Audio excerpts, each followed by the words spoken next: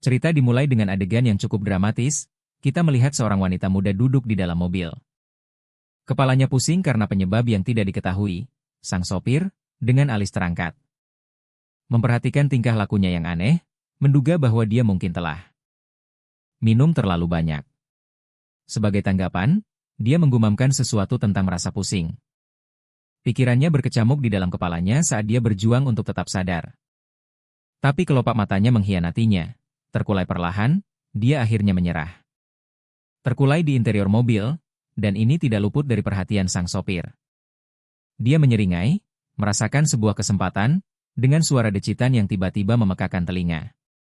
Mobil itu berhenti mendadak, dikelilingi oleh kesunyian yang menakutkan di area terbengkalai. Sosok lain muncul, bergabung dengan sang sopir.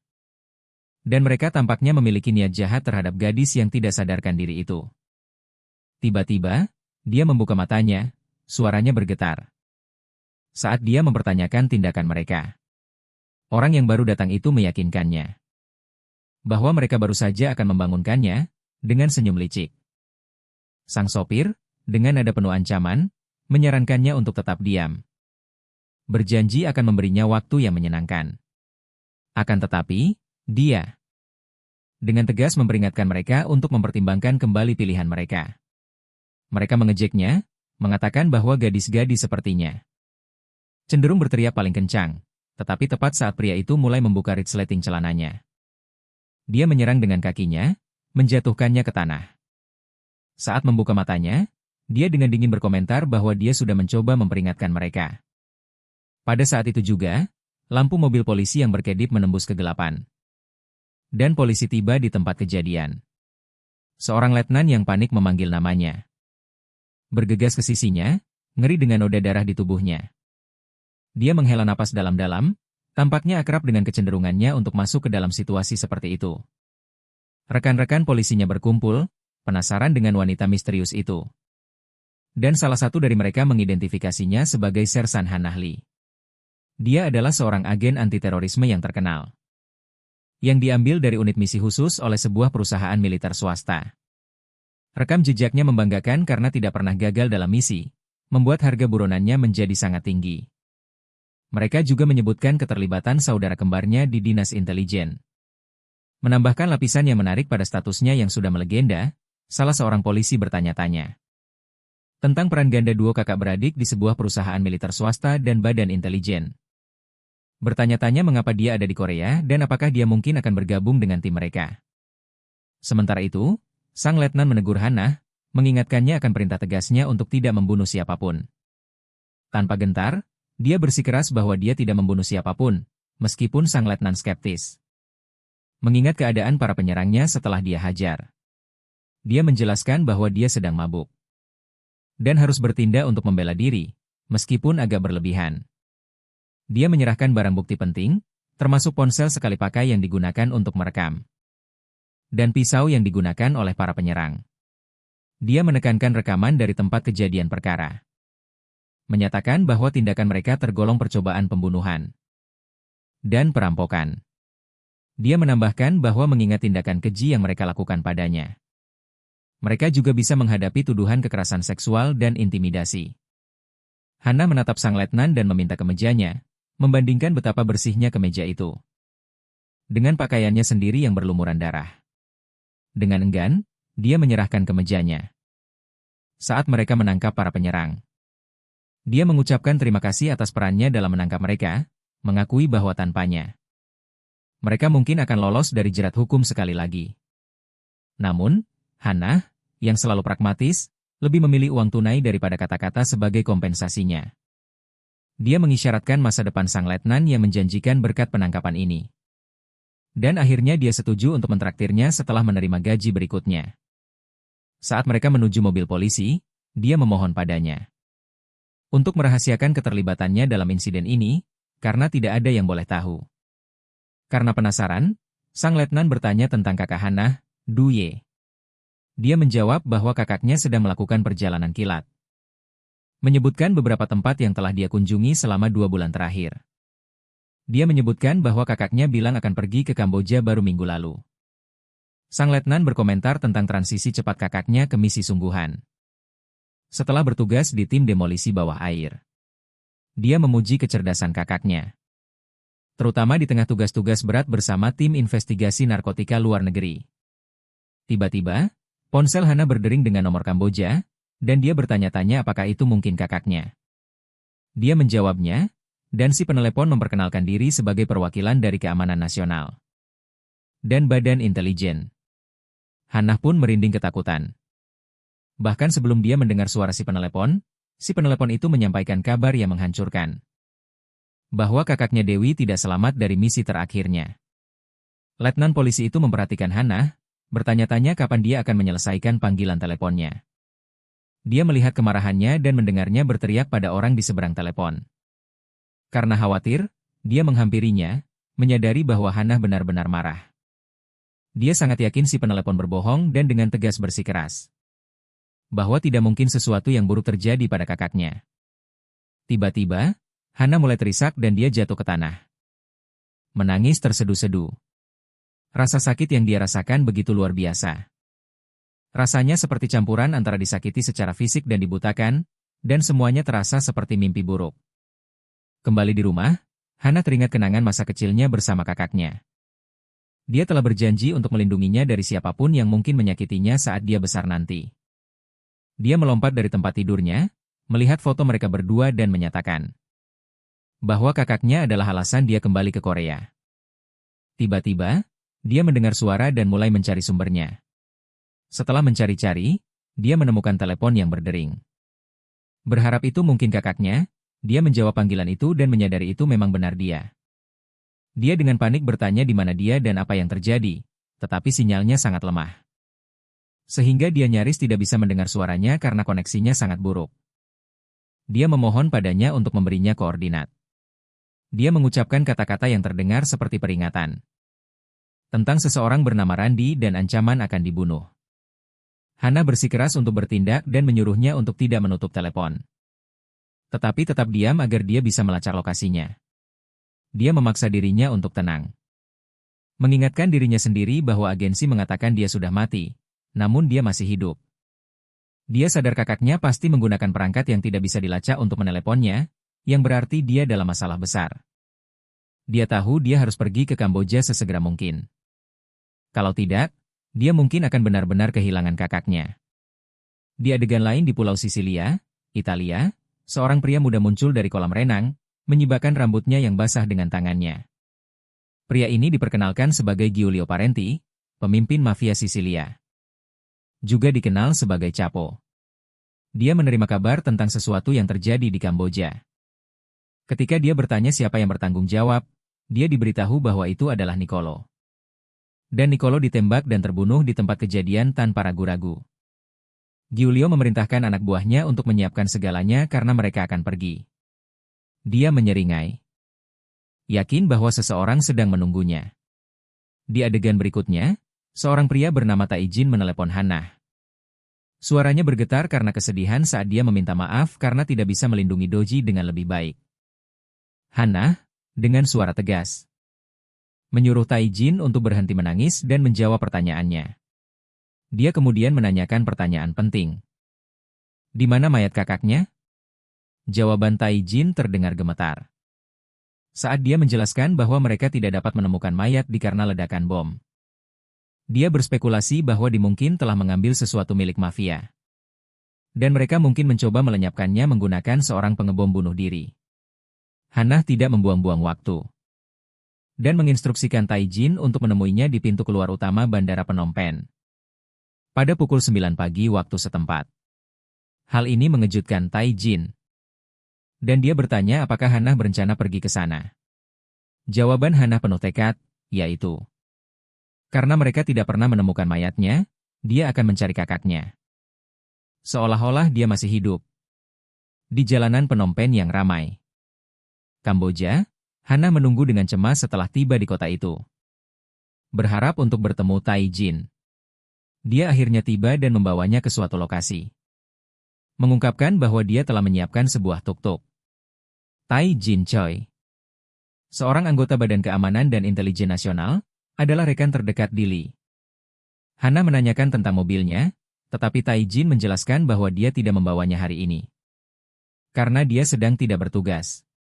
Kecurigaan merayap di benak Hannah. Saat dia mempertanyakan mengapa dia mampir ke kantornya. Dia tergagap, sambil menggaruk lehernya. Dan bergumam tentang ada sesuatu yang mendesak untuk diurus. Karena ingin segera bergerak, dia menyarankan agar mereka pergi karena cuaca panas menjadi tak tertahankan. Tetapi Hannah merasakan ada yang tidak beres dengan perilakunya saat mereka menaiki tuk-tuk. Hannah memberikan sebuah ponsel kepada Taijin, memberitahunya bahwa dia membutuhkan koordinat. Untuk lokasi terakhir kali dia melihat kakaknya.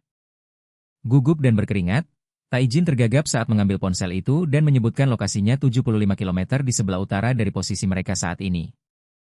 Menuju Siam Reap di sebuah desa biasa. Taijin kemudian menyuarakan keprihatinannya. Menasihati Hannah untuk tidak terlibat seperti ini, karena bisa menimbulkan komplikasi. Jika rekan-rekan mereka di dinas intelijen mengetahuinya. Namun, Hannah mengabaikan peringatannya dan mulai memberondongnya dengan pertanyaan tentang Dewi. Misi terakhirnya, dengan siapa dia berhubungan, jenis obat-obatan yang dibawanya, pakaian dan sepatu yang dikenakannya saat bom meledak, dan bahkan moda transportasi yang digunakannya. Hannah menegaskan bahwa Taijin harus memberikan semua detailnya. Atau dia akan menunjukkan betapa rumitnya masalah ini. Taijin dengan enggan setuju. Menyatakan bahwa ini akan menjadi kali terakhir dia melakukan hal seperti ini. Mereka sekarang berada di apartemen di, baik Hannah maupun Taijin. Memeriksa isi kulkas. Ingatan Hannah tentang apartemen yang rapi dan teratur kembali muncul. Minuman yang ditata dengan cermat sama seperti kakaknya, seorang perfeksionis dalam segala hal. Tapi, tidak peduli seberapa banyak dia memikirkannya, kematiannya sama sekali tidak sesuai dengan kepribadiannya. Taijin mulai menjelaskan penyelidikan mereka baru-baru ini. Dia dan Doji telah melacak obat baru bernama KA 947A, dengan fokus melacak distribusinya oleh mafia Italia. Dia mengungkapkan bahwa obat ini rumit karena dapat dengan mudah disamarkan. Sebagai zat medis, tidak seperti kebanyakan halusinogen. Tapi kemudian, dia menyebutkan bahwa dia kehilangan kontak dengan Di. Tepat sebelum mereka seharusnya bertemu di titik pertemuan. Untuk obat-obatan itu. Ketika dia akhirnya berhasil menyusul Di, dia menuntut penjelasan. Hanya untuk menemukan bahwa Di telah memutuskan untuk bergerak sendiri. Kenyataan bahwa Di memiliki hubungan dengan mafia membuat Taijin bingung. Mendengarkan cerita Taijin, Hannah merasakan sedikit keraguan. Dia tidak bisa sepenuhnya yakin apakah dia harus mempercayainya, terutama mengingat perilaku dan tanggapannya sebelumnya. Ada kecurigaan yang tersisa bahwa dia mungkin sudah memberitahu atasannya tentang kehadirannya. Untuk saat ini, dia memutuskan untuk menjaga jarak darinya dan menggali informasi sebanyak mungkin tentang kakaknya. Dia tahu dia harus sangat berhati-hati sekarang, mengingat bahwa bahkan rumah kakaknya mungkin telah disusupi. Dengan pertimbangan matang, dia menyalakan televisi. Menaikkan volumenya ke pengaturan maksimum. Ini adalah taktik untuk menggagalkan penyadapan potensial. Perangkat yang mungkin telah dipasang di apartemen. Hannah mengamati bahwa kakaknya sangat membenci kekacauan sampai pada titik obsesi, dan siapapun yang pernah ke sini jelas mengetahuinya. Namun, mereka tidak memahami semua detailnya dengan benar, seperti kesejajaran label minuman dan susunan gantungan baju. Bertekad untuk mengungkap petunjuk apapun yang mungkin ditinggalkan kakaknya. Hannah masuk ke kamar kakaknya. Di sana, dia mengenali proyektor tersembunyi yang pernah ditunjukkan kakaknya. Benda itu dengan cerdik menyamar sebagai lampu biasa, dan dia bertanya-tanya kapan kakaknya memasang alat rumit ini. Dia mendapati dirinya harus mengambil keputusan yang enggan dia lakukan. Dia harus menghubungi seseorang yang tidak pernah berencana untuk dia hubungi lagi. Situasi memang menjadi semakin menarik dan menegangkan.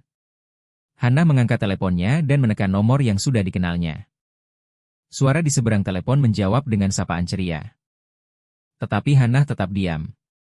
Setelah jeda sejenak, pria itu dengan nada bercanda bertanya apakah dia sedang mabuk. Dan salah sambung, seperti yang biasa dia lakukan pada mantan kekasihnya dulu. Hannah menjawab singkat, menanyakan kabarnya tanpa basa-basi. Terungkap bahwa nama pria itu adalah Logan.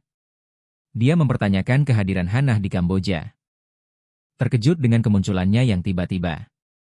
Sebaliknya, Hannah justru menunjukkan kecurigaan. Menuduhnya sebagai mantan kekasih atau penguntit. Logan, dengan seringai nakal, mengaku bahwa dia merindukannya dan dengan bercanda mengisyaratkan bahwa dia suka mengawasinya.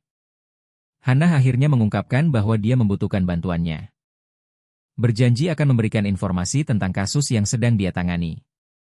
Sebagai imbalannya, dia dengan menggoda mengisyaratkan bahwa dia akan senang dengan apa yang dilihatnya. Rasa penasaran Logan pun meningkat. Dia menanyakan tentang kasus tersebut, dan Hannah menjawab bahwa kasus itu melibatkan mafia. Lebih tepatnya Giulio Parenti dari mafia Sisilia.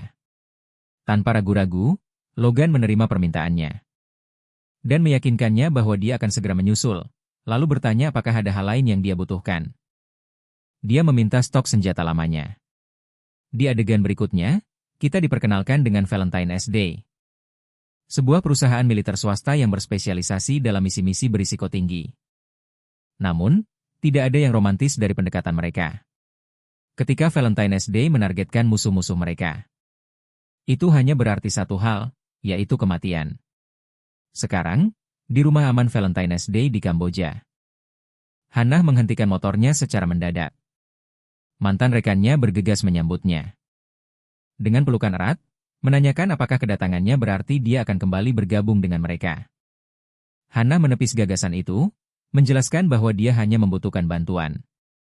Dan bertanya tentang Logan.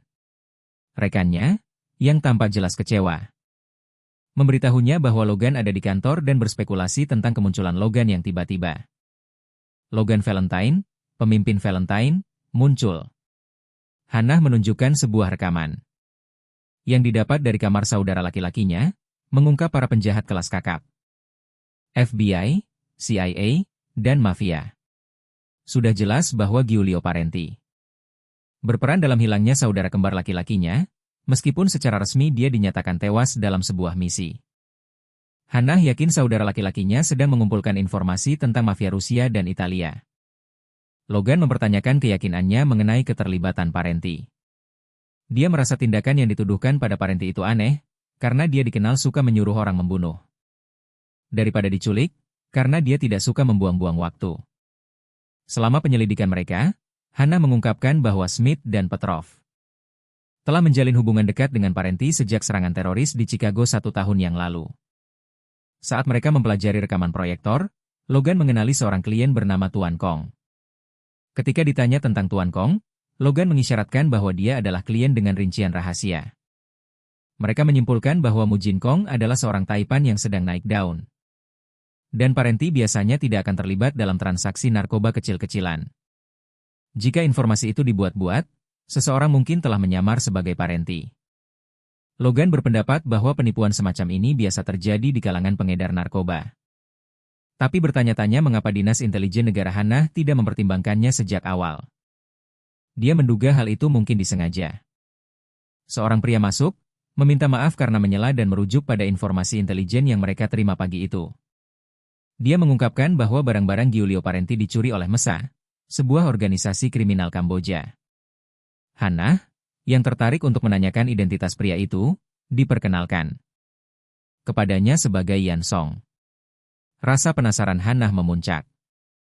Hannah dengan lembut menjabat tangan Yan Song dan mendapat senyuman hangat sebagai balasannya. Dia mengungkapkan bahwa dia adalah keturunan Korea. Dan dengan sukarela menawarkan bantuan padanya selama dia tinggal di Kamboja. Merasa senang bertemu dengan sesama orang Korea di negeri asing ini. Kembali ke rumah, Tajin dengan cemas mencari Hannah, khawatir akan keselamatannya, tepat saat kekhawatirannya memuncak. Tiba-tiba Hannah masuk, dan Tajin langsung memarahinya karena pergi keluar sendirian. Menekankan bahaya di daerah itu. Mereka masuk ke dalam rumah, di mana Hannah mengambil sebotol air. Meminumnya dengan tergesa-gesa, dan membanting botol kosong itu ke atas meja. Khawatir akan keadaannya, Tajin menyarankan untuk menemaninya. Jika dia perlu pergi kemanapun, karena khawatir akan keselamatannya jika terus berkeliaran sendirian. Hannah kemudian bersandar di meja, dengan sikap tegang, dan mengakui. Ada banyak hal yang tidak dia mengerti tentang kasus kakaknya dan tentang Taijun sendiri. Meskipun mereka sudah lama saling kenal. Dengan tatapan penuh tekad, dia mengeluarkan pistol, mengokangnya, dan menodongkannya ke Taijun, mendesaknya untuk membuat pilihan yang tepat. Dia mempertanyakan informasi yang diberikan olehnya, mencatat adanya kejanggalan yang signifikan, terutama di video pengawas. Dia menanyakan tentang perilaku aneh di dalam rekaman kamera dashboard, menyoroti bagaimana dia memasuki gedung itu. Tempat para mafia berada dan kemudian diseret keluar sebelum bom meledak. Dia meragukan mengapa para pelaku akan menunjukkan wajah kakaknya di kamera. Jika niat mereka adalah untuk membunuhnya, dan mengisyaratkan bahwa itu mungkin sebuah rekayasa. Dia lebih lanjut mengungkapkan bahwa dinas intelijen menyatakan ditewas hanya berdasarkan video itu, yang bahkan bukan versi aslinya melainkan versi yang sudah diedit. Hana mengalihkan perhatiannya kembali ke Taijun, tatapannya tak goyah, dan menuntut penjelasan darinya. Taijun tergagap saat mengakui bahwa mereka menemukan sesosok mayat dengan rompi bunuh diri yang rusak, sehingga tidak memungkinkan untuk melakukan otopsi. Dia menjelaskan bahwa mereka mengidentifikasi mayat itu sebagai kakaknya karena adanya dot tag miliknya. Sambil tetap menodongkan pistol ke arah Taijun. Hana menyatakan bahwa mulai saat ini, dia adalah kaki tangan dalam kasus ini. Dia memerintahkannya untuk menghentikan penyelidikan terhadap dirinya, dan sebagai imbalannya, dia akan berpura-pura percaya pada kebohongannya. Dia kemudian memerintahkannya untuk memberitahu atasannya bahwa dia belum meninggalkan apartemen di sejak kemarin. Taijun dengan enggan setuju, dan Hana mengangguk sambil memberi isyarat pada rekannya, Yan Song, untuk turun tangan. Yan Song dengan cepat melumpuhkan Taijun, dan berkata, sungguh pengkhianatan yang menyakitkan. Hana membalas bahwa masih terlalu dini untuk menyebutnya pengkhianatan dan mereka harus menunggu dan melihat bagaimana ceritanya akan berlanjut. Di adegan berikutnya, kita melihat Hana mengendarai motor, dan Yan Song bertanya apakah dia berencana untuk pergi. Dia mengungkapkan bahwa Logan memberinya koordinat rumah aman dan mengatakan bahwa sindikat kejahatan Kamboja mungkin akan menargetkannya. Yan Song mengakui betapa strategisnya lokasi itu dan menasihatinya untuk tidak menarik perhatian. Sampai menerima instruksi lebih lanjut, karena Parenti sepertinya akan bergerak akibat barang-barang yang dicuri darinya. Bertekad untuk mendahului lawan mereka, Hana memutuskan untuk menyusup ke rumah aman itu. Yan Song mengungkapkan ketertarikannya pada kehidupan asmara Hana. Bertanya apakah dia sedang dekat dengan seseorang. Hana mengiyakan, dan Yan Song dengan main-main mengalah. Berjanji untuk mundur. Dia mengucapkan selamat tinggal dan berharap Hana kembali dengan selamat. Saat Hana melaju pergi, Yan Song berpikir sendiri, merasa situasinya cukup menarik. Dan berpikir sayang sekali. Hana akhirnya tiba di rumah aman Valentine's Day. Dia mengambil waktu sejenak untuk mengamati sekelilingnya. Merenungkan sejarah tempat ini. Tempat ini adalah pusat persiapan untuk sebuah operasi yang akan segera dilakukan. Dengan senjata-senjata yang tertata rapi dan siap digunakan. Pikirannya berkecamuk. Memikirkan masalah apa yang telah menyeretnya karena ulah kakaknya, dan dia berpegang pada harapan bahwa kakaknya akan mengiriminya. Sebuah tanda bahwa dia masih hidup. Lamunannya terganggu oleh panggilan dari Logan yang memeriksa keadaannya. Dia meyakinkan Logan bahwa semuanya tampak tenang. Di pihaknya, hampir terlalu tenang. Lalu sebuah pertanyaan yang mengganjal di benaknya muncul. Apakah Yan Song benar-benar bagian dari Valentine's Day? Dia menyadari Yan Song tidak mengenakan lencana khas mereka. Mendengar ini, Logan tetap diam, tidak memberikan jawaban yang jelas. Tetapi menyebutkan tantangan yang diajukan oleh seseorang bernama Lou. Hana, yang terkejut, bertanya tentang Lou, nama yang belum pernah dia dengar sebelumnya. Sarafnya tegang saat Lou tiba-tiba muncul. Mendorongnya untuk meraih senjatanya. Dengan senjata yang ditodongkan padanya, Lou memperkenalkan dirinya sebagai Edward Lou dari Amerika Serikat. Logan, yang masih ditelepon, mengingatkannya tentang peringatan sebelumnya mengenai kehadiran Lou, dan dia tiba-tiba menutup telepon. Kemunculan Lou yang tak terduga membuat Hana bingung, dan dia menuntut penjelasan. Dia dengan main-main mengatakan bahwa dia pikir Hana mungkin bosan, tetapi ketika Hana mendesaknya lebih jauh, dia mengaku memiliki urusan pribadi di Kamboja dan urusan yang belum selesai dengan Mesa. Mesa, ungkapnya, adalah sindikat yang sedang dia selidiki. Salah satu kartel narkoba yang mencengkeram Kamboja dengan erat. Mereka tidak hanya mencuri dari Parenti. tetapi juga melakukan pembunuhan yang terkait dengan mafia Sisilia. Hannah, yang bingung dengan keterlibatan Yansong, mencari jaminan bahwa Lu tidak akan mengganggu misinya. Lu meyakinkannya bahwa dia tidak akan menjadi penghalang. Dan menyarankan agar mereka tetap pada rencana awal. Dia mengurus Giulio Parenti sementara Lu menangani Mesa. Namun, kecurigaan Hannah masih ada. Dia tiba-tiba menarik kemeja Luke, bersikeras bahwa dia bukan agen Hari Valentine. Dia terkekeh dan menjelaskan bahwa dia tidak pernah mengaku sebagai agen. Dia hanya menawarkan untuk membantu Hannah selama waktunya di Kamboja. Tepat saat ketegangan mulai mereda, telepon Hannah berdering lagi, kali ini dengan Logan di telepon. Dia memberitahunya bahwa Mesa sedang bergerak dan akan mencapai koordinat yang ditentukan dalam 3 jam.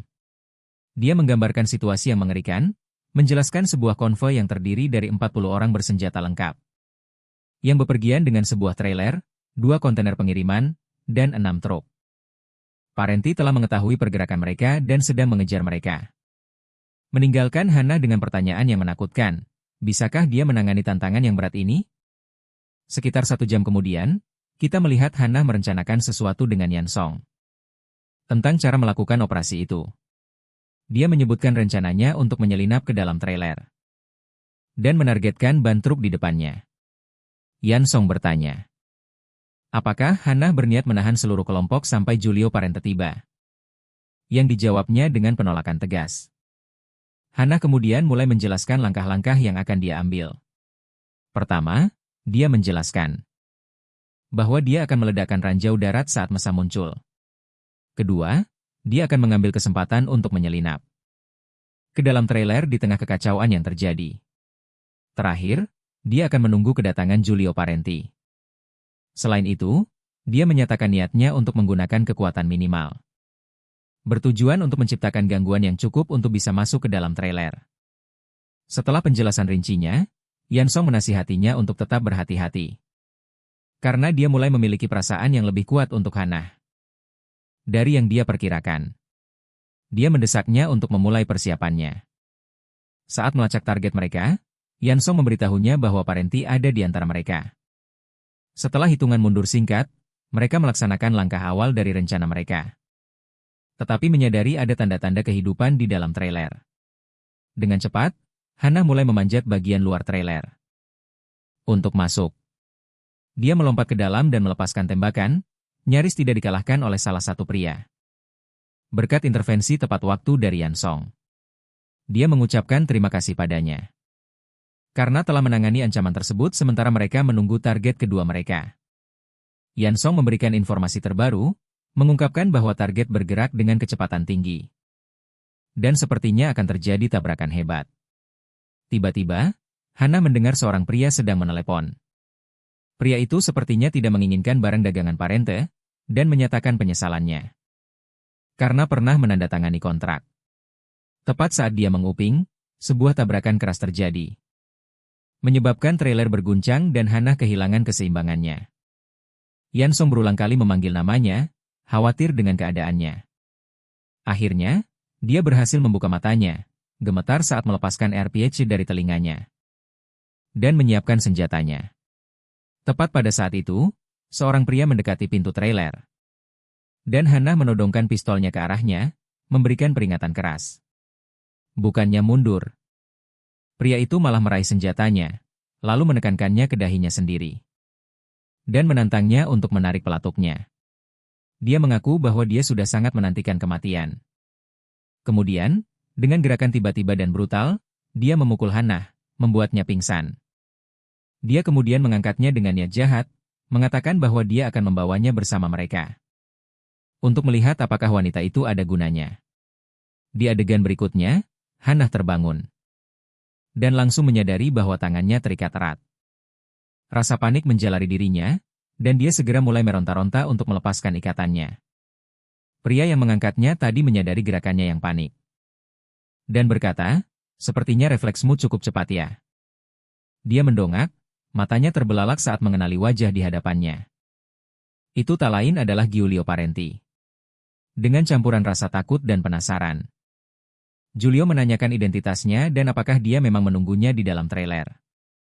Hannah membenarkannya, tapi sebelum menjawab pertanyaannya tentang alasannya, dia malah menyarankan agar pria itu melepaskan pakaiannya. Dia menambahkan bahwa dia tidak mungkin meninggalkan kamar mandi dalam keadaannya yang kacau balau, mengingat betapa kotor penampilannya. Dengan marah, pria itu mencengkeram dagunya, menuntut untuk tahu apakah dia mencoba menggodanya. Dan bertanya apakah dia pikir bisa meninggalkan tempat ini hidup-hidup? Tanpa gentar, Hannah menjawab, meyakinkannya bahwa pria itu akan membutuhkan bantuannya lebih cepat dari yang dia duga. Menanggapi kata-katanya yang berani itu, Julio mendorong jari-jarinya ke dalam mulut Hannah, memperingatkannya bahwa jika itu yang diinginkannya, dia lebih baik membiasakan diri dengan situasi semacam ini. Dia menekan tubuhnya lebih dekat, menginvasi ruang pribadinya. Tiba-tiba, seorang pria lain menerobos masuk, menuntut untuk tahu apa yang sedang direncanakan Julio dan kenapa dia belum juga menjalankan rencananya untuk membunuhnya. Julio mencoba menjelaskan, mengklaim bahwa dia berniat untuk melenyapkannya. Karena wanita itu telah mengaku datang untuk membunuhnya, tapi dia terus saja menggodanya. Yang menyebabkan situasi mereka saat ini. Pria yang satunya berseru tidak percaya. Tapi dengan cepat mengubah nada bicaranya saat dia menyadari tatapan tajam Julio. Sementara itu, Hannah, yang masih tidak yakin dengan percakapan itu, yang sebagian besar dilakukan dalam bahasa Italia, merasakan bahwa sesuatu yang aneh sedang terjadi. Mengambil kesempatan di tengah diskusi mereka, Hannah berhasil secara diam-diam memotong tali yang mengikatnya. Pria yang satunya mengambil alih, mengeluarkan pistol dari sakunya dan bersumpah untuk menyelesaikan pekerjaan itu dengan cepat. Saat dia mendekati Hannah, dia dengan cepat melumpuhkannya dan merebut pistol dari genggamannya. Dia menodongkan pistol itu padanya, dengan tali yang masih melilit di lehernya, dan memperingatkan Julio untuk tidak mendekat. Dia memperjelas bahwa tekadnya lah yang membawanya ke sini untuk menghadapinya. Dan tidak ada yang akan menghalanginya dari misinya. Julio, sebagai tanda menyerah, mengangkat tangannya dan menanyakan apa yang dia inginkan. Hannah menjawab, mengungkapkan bahwa dia membutuhkan bantuannya untuk melacak penipu yang telah menyamar sebagai dirinya. Dia sedikit mengencangkan talinya, membuat pria itu berteriak kesakitan. Julio sadar bahwa dia tidak punya pilihan selain bekerja sama dan bertanya apa yang dia inginkan darinya. Jawaban Hannah tegas. Dia menginginkan bantuannya, dan sebagai imbalannya, dia berjanji akan membawa penipu itu ke pengadilan. Sementara itu, polisi tiba di lokasi tabrakan, dan salah satu dari mereka mendekati Yan Song. Dia menanyakan apa yang harus mereka lakukan dengan mayat-mayat yang ditemukan di tempat kejadian. Yun Song diam-diam menyelipkan sejumlah uang kepada petugas itu dan memerintahkannya untuk mengurus mayat-mayat itu, sesuai dengan apa yang dianggapnya perlu. Dia menambahkan bahwa orang-orang yang terlibat itu tidak lebih dari sekelompok penjahat, menekankan bahwa polisi bisa mengambil semua pujian karena telah menangkap mereka. Rupanya, Parendi dan gengnya telah kabur dengan kotak senjata dan trailer yang berisi kokain. Tugas terakhir dalam agenda Yan Song adalah menghapus data ponsel salah satu orang yang tewas. Saat dia membungkuk untuk melakukan tugas ini, Tai Jin tiba-tiba muncul di tempat kejadian. Yan Song mengakui kalau dia belum melihat Tai Jin sejak dihajar habis-habisan oleh Hannah. Lalu, dengan tenang dia mengeluarkan pistol dan bertanya pada Tai Jin tentang kenapa dia tidak memberitahu dari awal kalau Hannah dan Dwi adalah kembar. Tai Jin menjawab dengan mengatakan kalau dia tidak menganggapnya informasi penting.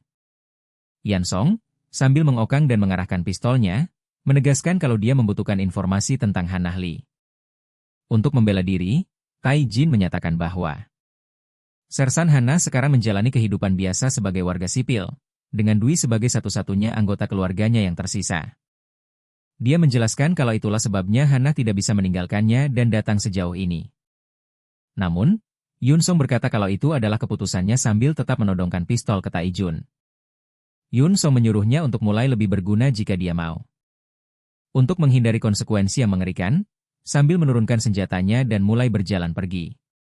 Tai Jin mengajukan pertanyaan, apa kau tertarik pada Hannah?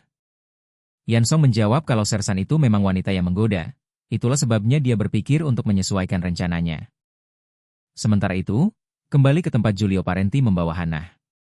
Dia menanyainya sekali lagi tentang niatnya untuk menangkap orang yang menyamar sebagai dirinya. Dia berkomentar kalau sekarang mungkin sudah terlambat untuk itu, mengingat orang-orang dari Mesa dihabisi oleh seorang penembak jitu di tempat kejadian.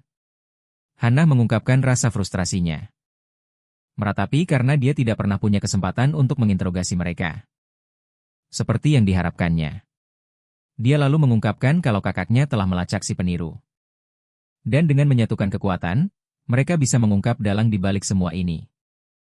Dia mengungkapkan kalau ada rumor yang beredar bahwa Giulio memerintahkan pembunuhan seorang agen intelijen Korea, yang kebetulan adalah kakaknya. Terkejut, Giulio bertanya apakah itu berarti kakaknya sudah tewas? Hannah dengan tegas menyatakan kalau kakaknya masih hidup, itulah sebabnya dia mencari Giulio. Untuk memastikan Giulio bukanlah orang yang bertanggung jawab atas kematian kakaknya. Dalam hati, dia menyadari pentingnya mendapatkan kepercayaan Giulio, karena paham bahwa keberhasilan misinya bergantung pada ini. Untuk membuktikan niat baiknya, Parente dengan cepat membuka kancing kemejanya dan menawarkannya pada Hannah. Dia lalu menyuruh salah satu rekannya, Romano, untuk mengambilkan segelas anggur untuk Hannah. Sebagai ganti pembebasan Lorenzo, sementara Hannah tentu saja merasa waspada. Untuk mempercayai mereka dan meminum minuman itu, Giulio berhasil membujuknya. Bersikeras bahwa rasa hausnya harus dipuaskan, meskipun tenggorokannya kering. Dia tidak bisa menghilangkan kecurigaan bahwa mereka mungkin telah mencampurkan sesuatu ke dalam minuman itu. Meskipun dia tidak yakin apakah minuman itu diracuni atau diberi obat bius. Namun, dia memutuskan untuk mengambil risiko, menendang Lorenzo ke samping. Dan merebut gelas dari Romano, dia menatap Giulio sambil menenggak minuman itu. Hampir seketika, rasa pusing menguasainya dan dia terhuyung-huyung sebelum ambruk ke tanah. Tapi ternyata, mereka sudah menyiapkan seorang dokter untuk merawatnya. Giulio memberi perintah untuk perawatan medis yang komprehensif. Memastikan tidak ada satu aspek pun dari perawatannya yang terlewatkan. Di adegan berikutnya, Hannah mengalami mimpi buruk yang mengerikan di mana dia menyaksikan seseorang membuat janji balas dendam yang mengerikan terhadapnya. Sesaat kemudian, dia terbangun dengan kaget, terkejut oleh mimpinya yang begitu nyata.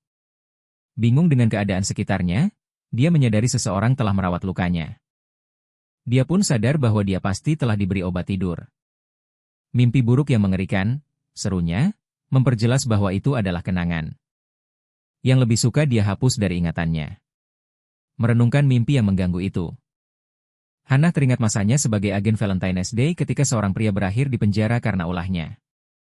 Selama 7 bulan dia di penjara, musuh-musuhnya memburu dan membunuh semua anggota keluarganya dengan kejam. Pria itu telah melontarkan kutukan pada Hannah. Bersumpah akan balas dendam. Awalnya, dia mengabaikan ancamannya dengan dengusan meremehkan. Tetapi seiring berjalannya waktu, perasaan tidak nyaman menyelimutinya ketika situasi semakin parah. Dia mendapati dirinya memeriksa keadaan adiknya setiap hari untuk memastikan keselamatannya. Kemudian, dia mendengar bahwa pria itu telah terbunuh dalam suatu skema balas dendam. Dan untuk pertama kalinya, dia merasa lega mendengar kematian seseorang.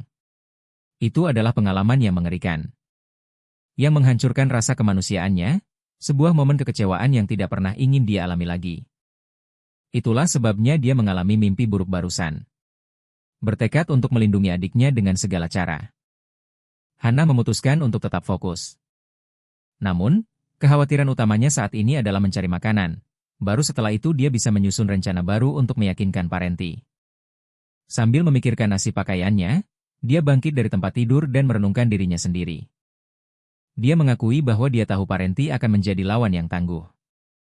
Tapi dia tidak pernah menduga tingkat ketidakstabilan pria itu. Dia tidak tahu kenapa pria itu membuatnya tetap hidup. Karena sepertinya pria itu tidak akan menerima tawarannya dalam waktu dekat. Saat dia membuka pintu, dia tidak sengaja menabrak Lorenzo, pria yang dia ikat sebelumnya. Dia meminta maaf atas pertemuan mereka sebelumnya, berharap bisa membangun hubungan baik dengannya. Dengan harapan bisa mendapatkan informasi tentang Parenti. Namun, Lorenzo dengan tegas menyuruhnya kembali ke kamarnya dan memperingatkannya agar tidak macam-macam. Hannah meyakinkannya bahwa dia akan menjadi sandera yang baik. Memohon agar pria itu membawakannya sesuatu untuk dimakan karena dia sangat lapar dan belum makan seharian. Setelah ragu-ragu dan berpikir sejenak, Lorenzo memberitahu bahwa persediaan makanan mereka sedikit. Dan dengan enggan mengizinkan Hannah untuk mengikutinya. Saat dia berbalik, dia diam-diam menyambungkan mikrofon ke Giulio, membuat pria itu bisa menguping pembicaraan mereka.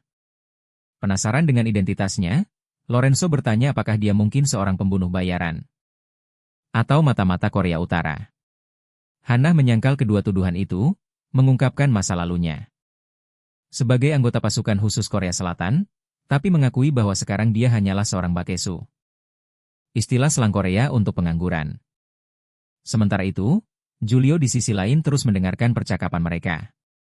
Sambil dengan santai menyalakan sebatang rokok. Saat mereka membahas identitasnya. Hujan deras mulai turun, dan beberapa mobil tiba di lokasi.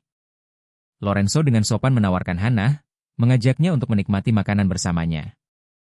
Melihat jajaran makanan yang menggugah selera di hadapannya, dia tampak benar-benar takjub. Dan rasa penasarannya meningkat sampai dia tidak bisa menahan diri untuk bertanya.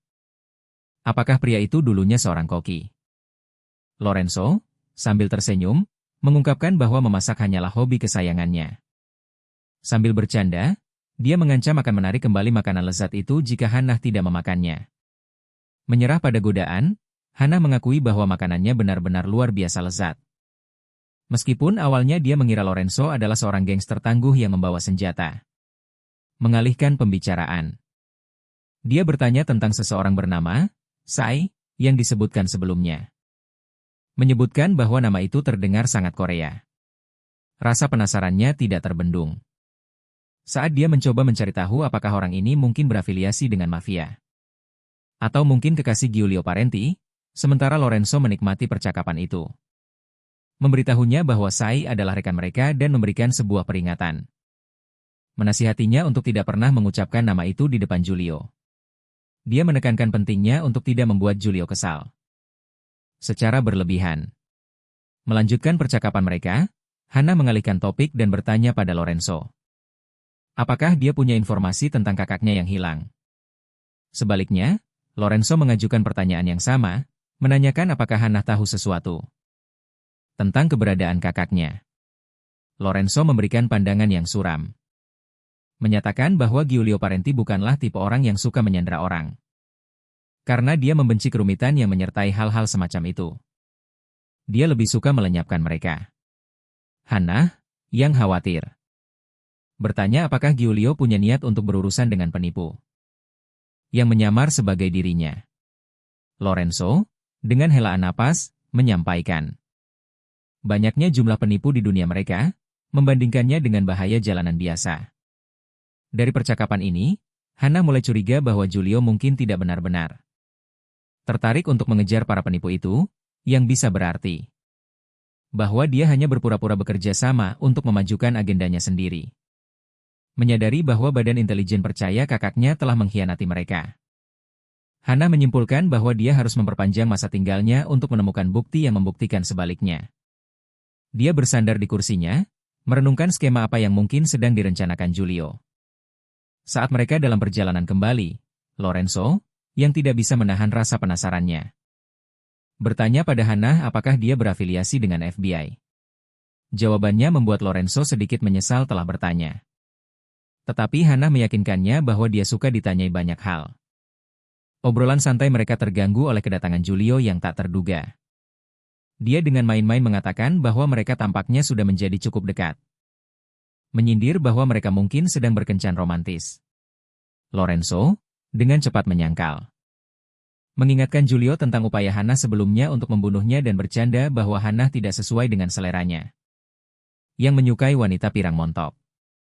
Hannah, pada gilirannya, menegaskan bahwa Lorenzo juga bukan tipenya. Giulio, yang selalu jeli, memperhatikan bahwa Hannah masih mengenakan kemejanya dan menyuruhnya untuk berganti pakaian lain. Karena mereka akan pergi ke pemakaman. Hujan terus turun. Saat mereka melengkapi diri dengan payung dan melangkah keluar. Mereka di sana untuk memberikan penghormatan kepada rekan yang gugur yang jenazahnya ditemukan di Kamboja. Bersama-sama, mereka memegang bunga dan mengucapkan selamat tinggal terakhir. Saat mereka melihat mobil jenazah membawa peti mati, emosi para pelayat beragam. Beberapa berusaha menahan air mata dan yang lain menangis terang-terangan.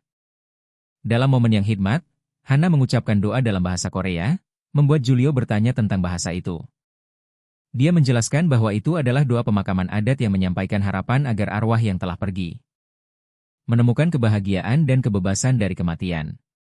Setelah upacara selesai dan hujan reda, mereka duduk bersama untuk makan. Hana tidak bisa berhenti memikirkan tujuan utamanya, yaitu menjaga ketertarikan Giulio Parenti. Dia dengan hati-hati mengangkat topik kecurigaannya terhadapnya, menyarankan agar dia menanyakan apapun yang ingin dia ketahui. Julio mencondongkan tubuhnya. Matanya terkunci pada mata Hana, dan memintanya untuk mengatakan dengan tepat apa yang dia inginkan darinya. Hana, dengan pikiran yang berkecamuk, mengakui bahwa dia memiliki banyak keinginan. Dan disambut dengan permintaan Julio untuk mengerucutkannya menjadi 3. Dengan kilatan main-main di matanya, dia meminta jaminan bahwa Julio akan mengabulkan keinginannya. Dengan penuh semangat, Julio yang tertarik menjawab bahwa itu tergantung pada jenis permintaannya. Dia mulai menyebutkan keinginannya, dimulai dengan permohonannya untuk bantuannya dalam menemukan kakaknya, Du Ye. Permintaan keduanya adalah melacak mereka yang menargetkan kakaknya, dan untuk yang ketiga, dia hanya meminta sepiring makanan untuk dirinya sendiri. Julio, yang sejenak terkejut, bertanya apakah makanan sebelumnya tidak cukup untuknya. Dia kemudian membuat panggilan tegas, memerintahkan staf untuk segera pergi. Membiarkan mereka berdua saja untuk melanjutkan percakapan. Lalu, dengan gerakan yang agak menggoda, Giulio Parenti mencondongkan tubuhnya lebih dekat ke Hana, suaranya rendah dan menggoda. Dan dipenuhi dengan campuran aneh antara rasa ingin tahu dan geli. Dia mengaku padanya. Mengakui bahwa semakin dia memikirkannya, semakin tidak masuk akal jadinya. Fakta bahwa dia hampir tidak tahu apa-apa tentang Hana. Dia mengungkapkan bahwa meskipun memiliki seorang perwira intelijen yang sangat terampil, mereka tidak dapat menemukan informasi apapun tentangnya. Seolah-olah dia adalah hantu. Lalu, dengan senyum misterius, dia memperingatkannya. Menjelaskan bahwa menjinakkan makhluk kurang ajar dan berbahaya seperti dirinya kebetulan adalah keahliannya. Dia menekankan maksudnya dengan mencengkeram leher Hana, sentuhannya membuat Hana bergidik. Ini menjadi pengingat yang mengerikan tentang betapa terganggunya mental pria itu, sebuah kesadaran yang tak bisa diabaikan Hana. Hana, sambil menahan rasa tidak nyamannya, memberanikan diri bertanya apakah pria itu membuang makhluk-makhluk itu tanpa ampun setelah mereka berhasil dijinakkan? Mata Julio menyipit saat dia merenungkan jawabannya. Sambil membayangkan nasib mengerikan yang menanti mereka yang hanya berpura-pura tunduk. Kini dia mulai memahami prinsip-prinsip yang menuntun pria itu. Tetapi tangan di lehernya terus membuatnya bingung. Dengan nada mengancam, dia memberitahu Hana bahwa tasnya ditemukan di dekat lokasi kecelakaan, yang berisi sebuah video. Yang menampilkan tidak lain adalah Gavin Smith. Mereka terekam kamera bersama dengan saudara laki-laki Hana. Sesaat sebelum ledakan terjadi. Dengan satu alis terangkat, dia menanyakan hubungan Hana dengan Gavin Smith, sebuah pertanyaan yang mengirimkan gelombang ketakutan ke seluruh tubuhnya. Saat Hana memutar ulang kejadian itu dalam pikirannya, sebuah kesadaran menghantamnya. Ada seorang pria di samping Doji yang mengikutinya dengan cara berjalan yang pincang. Kakaknya adalah orang yang membawa alat peledak itu. Hal itu membuatnya percaya bahwa pria pincang ini adalah seorang informan untuk musuh-musuh mereka. Rekaman itu mengungkapkan bahwa sosok yang membuntuti kakaknya tidak lain adalah Gavin Smith. Julio melanjutkan, menjelaskan lebih jauh tentang masa lalu Smith sebagai salah satu agen FBI yang paling elit. Dan sejarah kacau mereka. Dia menceritakan bagaimana konflik dengan Red Mafia telah menjerumuskan kota New York ke dalam kekacauan. Dia menambahkan bahwa Smith telah berencana untuk menyingkirkannya. Sebelum tiba-tiba menghilang dari radar FBI, hingga sekarang, muncul bersama saudara laki-laki Hana. Pertanyaan Hana yang terus-menerus tentang motif Smith melibatkan kakaknya hanya disambut dengan skeptisisme dari Julio.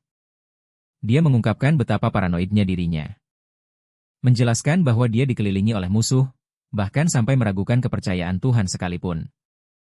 Namun entah bagaimana, kakaknya malah terlibat dengan seorang agen FBI yang bertekad untuk menghancurkannya. Kepercayaan Julio pada Hana masih sangat rapuh. Dan dia mengingatkan Hannah bahwa kakaknya kemungkinan besar sedang bersama Smith saat ini. Hannah memohon, bersikeras bahwa mantan agen FBI itu melindungi kakaknya, yang jelas-jelas berada dalam bahaya besar. Dia meraih sebilah pisau dari atas meja. Tekadnya terlihat jelas saat dia menggoreskan pisau itu ke leher Julio. Hanya cukup untuk menyampaikan maksudnya. Dia menegaskan bahwa, sama seperti pria itu, dia menghargai keluarga di atas segalanya dan akan melakukan apapun untuk melindungi kakaknya. Dia menepis rumor yang beredar tentang kesetiaan kakaknya pada agensi. Julio yang tidak terpengaruh oleh luka itu mengalihkan fokusnya kembali ke Hannah. Menyelidiki identitas dan niatnya. Dia menuntut untuk tahu kenapa dia harus mempercayainya. Seorang asing entitas misterius yang tidak bisa dia pahami. Dengan enggan Hannah setuju untuk mengungkapkan jati dirinya yang sebenarnya. Mengaku namanya adalah Hannah Lee, seorang tentara bayaran yang dipekerjakan oleh sebuah organisasi yang dikenal sebagai Valentine SD. Dia juga menyebutkan aliasnya, yaitu satu sepenuhnya sadar bahwa Julio mungkin tidak tahu apa-apa tentang signifikansinya. Saat Hannah membagikan informasi ini, rasa penasaran Julio semakin dalam, percikan berbahaya menari-nari di matanya. Dia tidak bisa menahan diri lagi dan meraih tangannya, menariknya lebih dekat untuk ciuman yang penuh gairah, yang membuatnya gemetar. Tiba-tiba Hannah mengeluarkan pisaunya sekali lagi dan menusukkannya ke Julio. Reaksinya yang mengejutkan adalah sebuah tantangan berani baginya untuk menusuknya lebih dalam. Dalam sebuah plot twist yang mengerikan, dia mengakui bahwa dia mungkin mulai tertarik padanya. Hannah dengan paksa mendorongnya menjauh darinya, membuatnya sangat jelas bahwa dia di sini bukan dengan niat untuk membunuhnya. Di adegan berikutnya kita dan bertanya apakah dia punya rencana untuk melepaskannya. Dengan nada hati-hati dia menjawab bahwa dia yakin dia memiliki kemampuan untuk melepaskan diri dari borgol itu. Tapi demi kebaikannya sendiri sebaiknya borgol itu tetap terpasang. Sementara dokter dengan tekun terus menjahit luka tusuk yang dia sebabkan padanya sebelumnya. Julio mencondongkan tubuhnya lebih dekat ke Hannah, memberitahunya bahwa mengungkapkan rencananya untuknya. Jika dia kabur tidak akan ada gunanya. Dia tidak bisa berhenti bertanya-tanya. Mengapa rencananya berantakan, mengingat awalnya dia mengira Julio hanyalah seorang gangster biasa. Dia berasumsi akan menjadi tugas yang mudah untuk memanipulasinya agar mencari balas dendam. Meskipun menyadari risiko yang ada. Namun tampaknya dia telah salah perhitungan.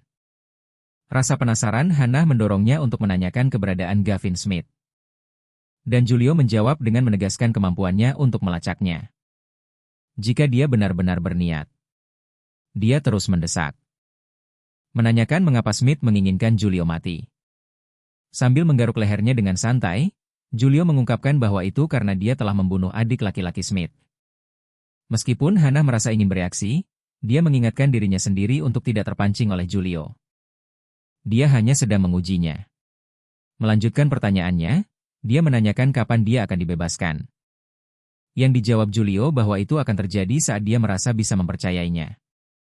Sampai saat itu, dia akan tetap menjadi sanderanya, dan Julio lebih suka menyebutnya sebagai seorang tahanan. Seseorang yang bisa dia singkirkan sesuka hatinya. Tenggelam dalam pikirannya. Dia sadar bahwa dia tidak bisa hanya diam seperti ini. Dia harus melumpuhkan kedua penjaga itu yang mengawasinya. Dengan asumsi mereka tidak bersenjata, dia mempertimbangkan kemungkinan untuk melumpuhkan mereka. Lalu, mungkin dia bisa melakukan pelarian nekat melalui jendela.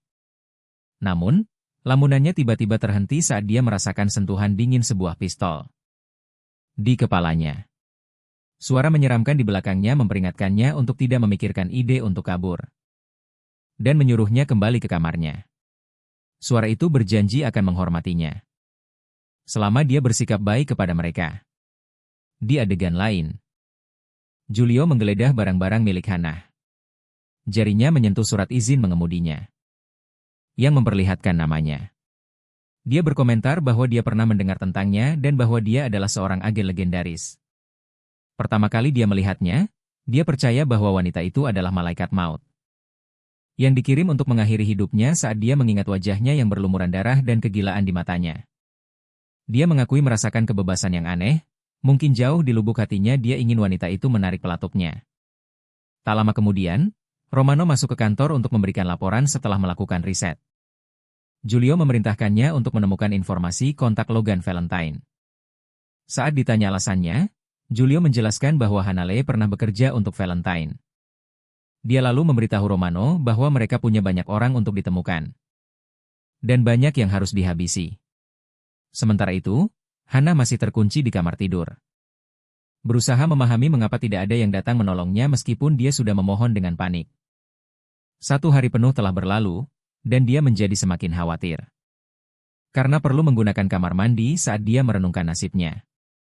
Pintu kamar tidur berderi terbuka dan Julio masuk, dengan senyum miring di wajahnya. Dia memeriksa keadaannya. Dan memutuskan bahwa sepertinya dia baik-baik saja. Hannah meyakinkannya bahwa dia tidak berniat melarikan diri dan memohon agar borgolnya segera dilepaskan. Karena dia sangat perlu ke kamar mandi. Tatapan Julio menajam dan dia mencondongkan tubuh lebih dekat. Tangannya perlahan mendekatinya, mengatakan kalau wanita itu membuatnya hampir gila. Lalu dia menyelipkan tangannya ke dalam celana wanita itu. Beberapa menit kemudian, saat keluar dari kamar mandi, Hannah bertanya pada Julio tentang celananya. Pernyataannya sangat jelas. Dialah yang telah melepaskannya, dan sekarang dia harus membantunya memakainya kembali. Hannah terkejut, Julio mengangkat sebelah alisnya dan bertanya apakah dia sudah mencuci tangannya. Jelas sekali melakukan hal itu dengan tangan terborgol adalah hal yang mustahil. Namun, dia tetap bersikeras bahwa ada solusi yang mudah. Lalu, dengan sentuhan yang lembut dan hati-hati, dia membantunya mencuci tangan dari belakang. Hannah merasa kesulitan untuk memahami situasi aneh yang sedang mereka hadapi sekarang. Dia kemudian bertanya, apakah ada bagian tubuhnya yang lain yang juga perlu dibersihkan? Pernyataan berani yang diucapkan dengan nada menggoda itu, membuat Hannah sontak tersentak.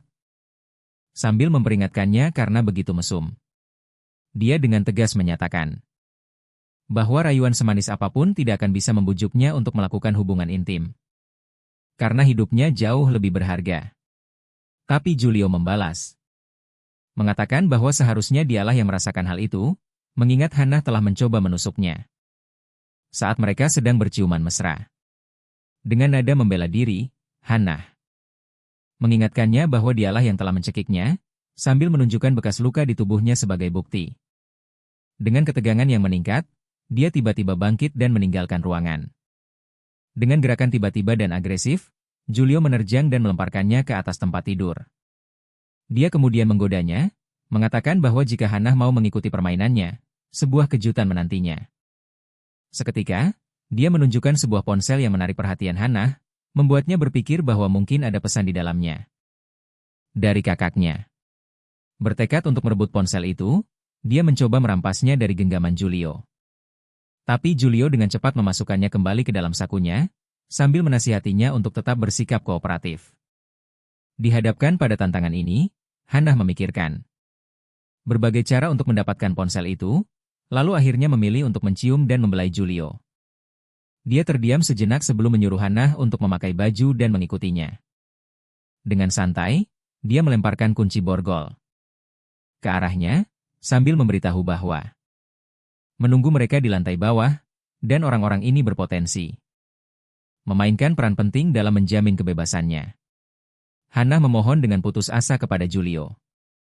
Memintanya untuk memberinya waktu sebentar untuk melihat ponselnya, karena dia sangat ingin tahu isi pesan teks itu.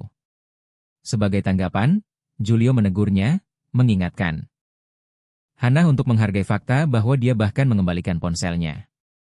Dan dengan nada menggoda bertanya apakah dia mau ponsel itu diambil lagi. Saat mereka menuruni tangga bersama, Hannah mengutarakan kekhawatirannya tentang penampilan mereka saat ini. Khawatir jika orang-orang melihat mereka seperti ini, mereka mungkin akan salah paham. Benar saja, saat mereka bertemu kenalan dalam perjalanan turun. Teman-temannya dengan bercanda bertanya mengapa Hannah begitu dekat dengan Julio. Jelas salah menafsirkan situasinya. Dengan senyum masam, dia bercanda bahwa dia saat ini adalah tawanannya, dan Julio membalas bahwa membiarkannya berkeliaran dengan bebas akan membahayakan bawahannya. Hannah kemudian mengalihkan perhatiannya ke Logan. Mempertanyakan kehadiran mereka bertiga di lokasi ini. Logan menjelaskan bahwa Tuan Parenti menghubungi mereka sehari sebelumnya dan menyatakan keprihatinannya atas keadaannya.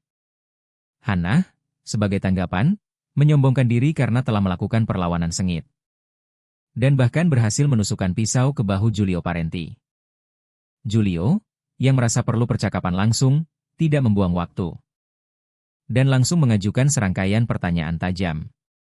Dia mulai dengan menanyakan, apakah Hannah Lee adalah agen yang dikenal sebagai Wan? Logan mengonfirmasi bahwa ada saatnya Hannah menggunakan alias itu tetapi meyakinkan Giulio bahwa dia tidak lagi berafiliasi dengan FBI. Parenti memutuskan untuk mempercayakan tanggung jawab menjaga Hannah kepada Valentine's Day, dan Yan Song mengajukan diri untuk tugas itu. Namun, Hannah menolak keras, dengan paksa mengambil minuman Giulio dari tangannya. Dan mengingatkannya bahwa ini adalah urusannya dan dia harus menahan diri untuk tidak melibatkan orang lain. Tak gentar, Giulio mencoba menyesap dari tangannya tetapi malah disambut dengan gelas yang pecah di lantai. Insiden ini memperkuat keputusannya untuk tidak melibatkan anak buahnya dalam menjaganya.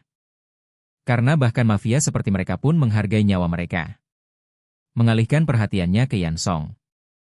Giulio menanyakan namanya, mengonfirmasi perekrutannya. Dan menuangkannya minuman dengan seringai licik. Lalu, dia memperhatikan saat Yan Song menenggak minuman itu.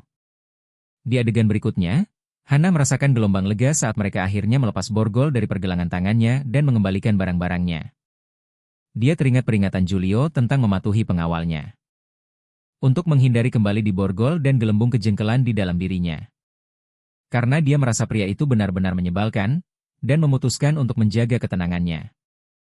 Dia memutuskan untuk memeriksa ponsel yang diberikan pria itu, berharap menemukan pesan dari kakaknya. Betapa bingungnya dia saat disambut oleh gambar aneh kaki kakaknya. Membuatnya bertanya-tanya apakah kakaknya tidak sengaja memotret lantai. Dengan rasa penasaran yang tinggi, dia mulai membuat sketsa gambar itu di selembar kertas.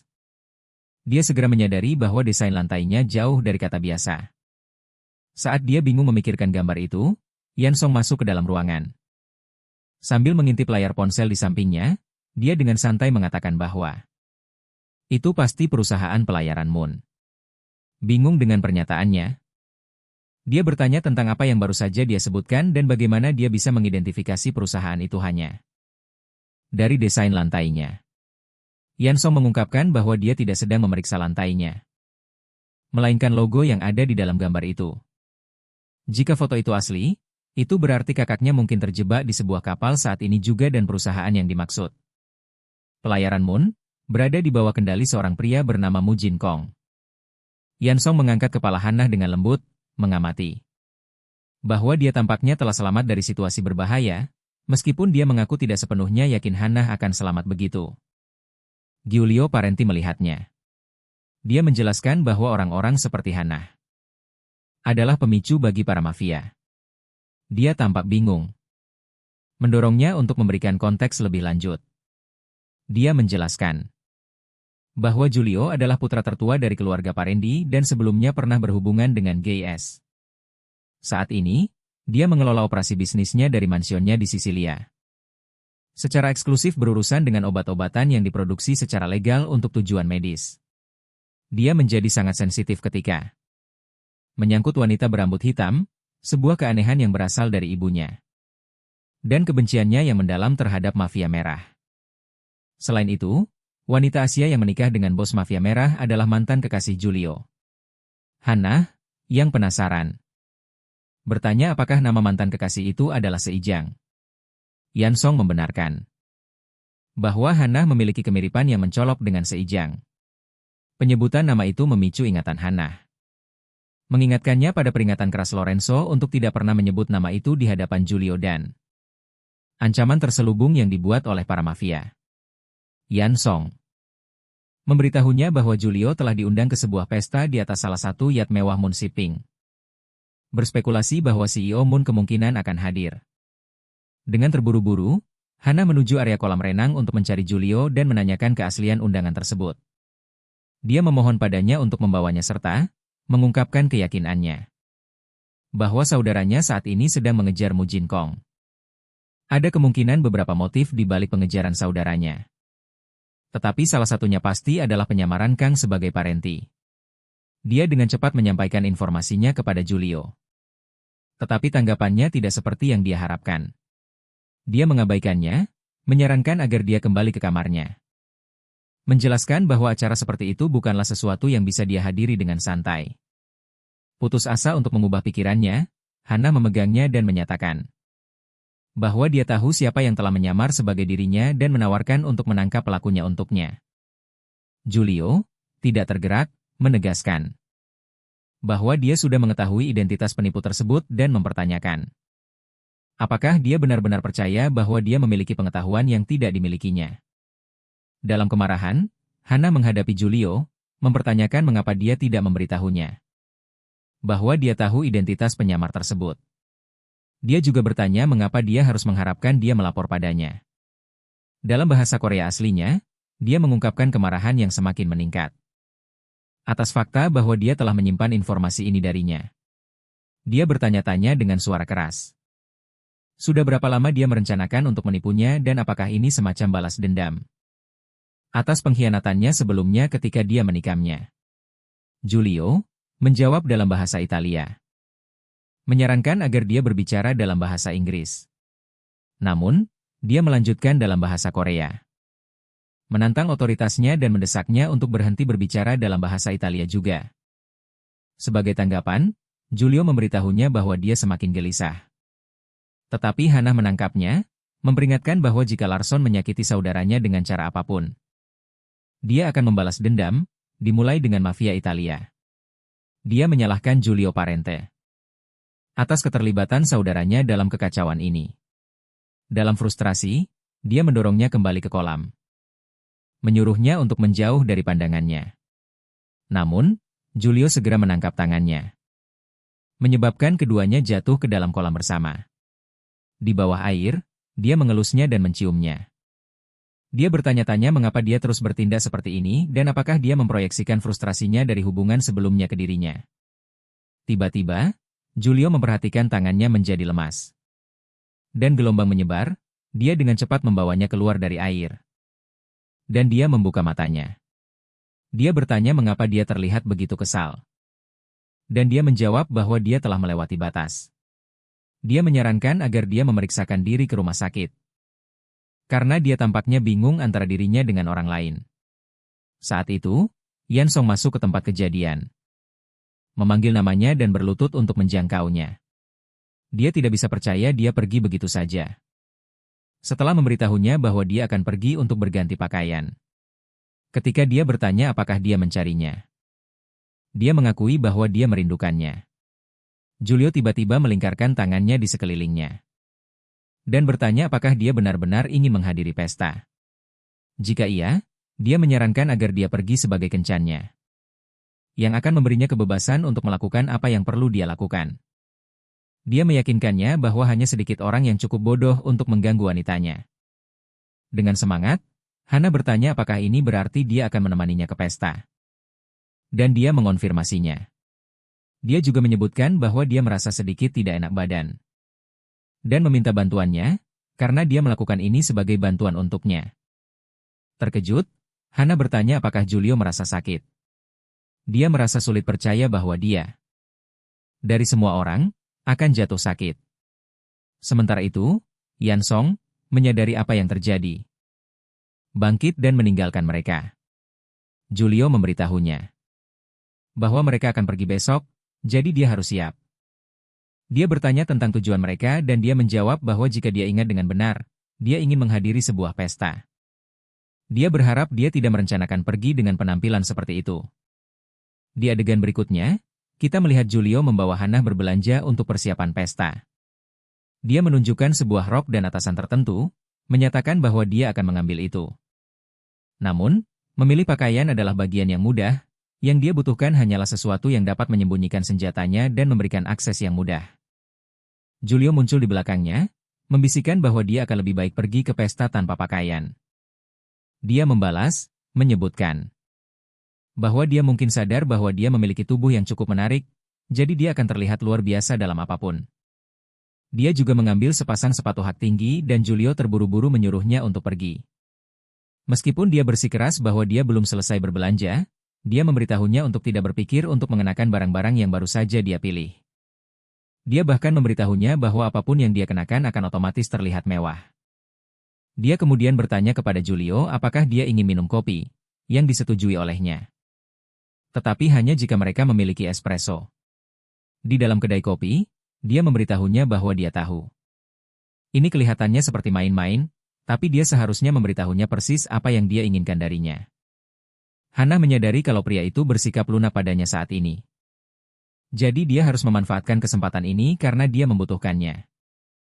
Pria itu memberitahukan apa yang dia amati beberapa waktu lalu, bahwa Hana sepertinya tidak takut padanya. "Kenapa aku harus takut padamu?" tanyanya. Sembari bertanya apakah pria itu tidak tahu apa itu panti asuhan. Pernyataannya membuat pria itu bertanya. Apakah orang tuanya meninggal saat dia masih kecil? Dia kemudian mengungkapkan bahwa dia tidak pernah punya orang tua. Sejak awal, karena dia dan saudara laki-lakinya lahir di sebuah motel. Dia menduga bahwa wanita yang melahirkan mereka tidak tega membunuh mereka. Jadi wanita itu meninggalkan mereka di sana dan kabur. Sejak saat itu, hal yang paling berharga dalam hidupnya adalah saudara kembarnya. Giulio berkomentar bahwa itu sangat kontras dengan saudara-saudaranya sendiri. Karena mereka selalu mencari kesempatan untuk saling membunuh. Tiba-tiba, dia bangkit dan menyatakan bahwa persiapannya sudah selesai. Termasuk pakaian, sepatu, aksesori, dan semua hal yang akan dia butuhkan. Dia menambahkan bahwa semuanya sudah menunggunya di villa, membuat Hana bingung. Dia bertanya padanya apa yang mereka lakukan selama ini, dan pria itu menjawab. Mengatakan dia tidak pernah bilang mereka akan pergi berbelanja. Yang dia tanyakan hanyalah apakah dia berencana datang ke pesta dengan penampilan berantakan. Hana mendesis. Dan bertanya mengapa pria itu mengikutinya diam-diam selama ini, dan dia bilang itu menyenangkan. Lagi pula, dia ingin mencari udara segar. Dia melirik Hana dan berkata. Sepertinya Hana juga bersenang-senang, lalu dia menyeringai. Di adegan berikutnya, kita melihat Yan Song sedang menelepon seseorang yang penasaran dengan situasinya saat ini. Sambil berbicara dengan si penelepon, dia diam-diam menggeledah tas Hana. Sambil menceritakan bahwa operasi yang dia mulai telah berkembang menjadi usaha yang jauh lebih rumit dari yang dia duga. Selain itu, dia curhat kepada si penelepon tentang kecerobohan seorang rekannya. Secara spesifik menyebutkan penggunaan nama Giulio Parenti yang nekat. Yan Song meyakinkan si penelepon bahwa dia akan segera menelepon kembali, karena dia harus menyelidiki lebih lanjut. Sementara itu, sebuah pertanyaan masih ada di benaknya. Apakah Hana membawa ponsel lipat itu bersamanya? Sepertinya dia menggunakannya untuk melacak keberadaan kakaknya. Tepat saat dia memikirkan hal ini, Hana masuk ke kamar, tatapan penasarannya tertuju padanya. Dia mengungkapkan ketidakpastiannya, bertanya-tanya apakah pria itu menunggunya kembali sendirian. Atau jika dia memiliki niat jahat. Sebagai tanggapan, Yan Song dengan lembut membelai rambutnya. Dan meyakinkannya bahwa dia hanya dengan sabar menunggunya. Dan tidak lebih. Rasa penasaran menguasainya, dan dia bertanya tentang pertemuannya baru-baru ini dengan Giulio. Sambil mencoba mengukur tingkat ketertarikannya pada bos mafia itu.